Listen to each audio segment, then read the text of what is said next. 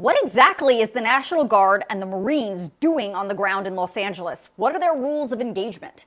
We are finally getting some answers from the guy in charge. On Title 10, on federal orders, these soldiers do not conduct law enforcement operations that like arrests or search and seizure.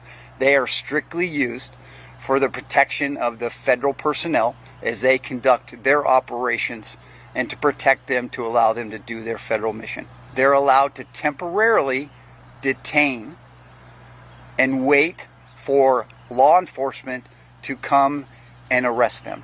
They do not do any arrest. They are strictly there to detain, to wait for law enforcement to come and handle those demonstrators. So you just heard Major General Scott Sherman, who is the head of what's being called Task Force 51, saying the role of the National Guard and the Marines is to first and foremost protect federal immigration officers and federal buildings. But he also said they have the authority to temporarily detain protesters or even bystanders.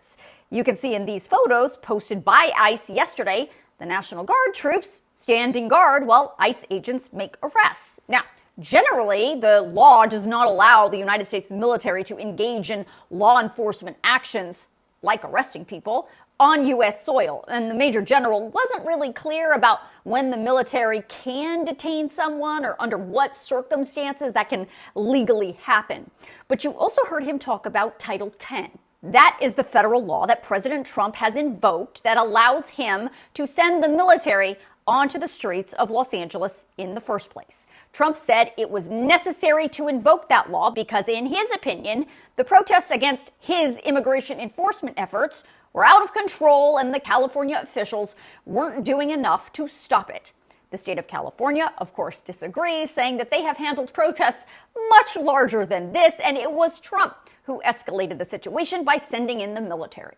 California, of course, sued the Trump administration, saying what's happening in Los Angeles does not rise to the level of Title 10. Plus, they said, the governor did not ask the president to send the military into his state, as is also required under the law. Just a side note here about Trump invoking Title 10, the order that he is using for Los Angeles is not specific to Los Angeles. And it has no time frame. So it absolutely can be used in other states and in other cities whenever Trump wants. In fact, just today, Defense Secretary Pete Hegseth told lawmakers on Capitol Hill that the administration is not afraid to use Title 10 to send the military anywhere in America they want if they think it's necessary. As for Los Angeles, Major General Sherman said, as of today, there are 2,000 National Guard troops on the ground in LA. 1,000 of them have been accompanying ICE agents on their immigration enforcement raids across the county. And another 2,000 National Guard troops are standing by to show up in LA as soon as tomorrow. He said the 700 Marines that President Trump also authorized to go to Los Angeles have not yet shown up. Why? Because they need new training. We train for a federal mission for warfight, so they're right now going through civil disturbance training and the standing rules of force training. It's pretty much a 2-day set training, so it's very extensive. It is all about the civil disturbance, how to and really how to control crowds and protection of facilities. A federal judge will hear arguments over whether President Trump has the right to send these troops to California over the objection of the governor tomorrow.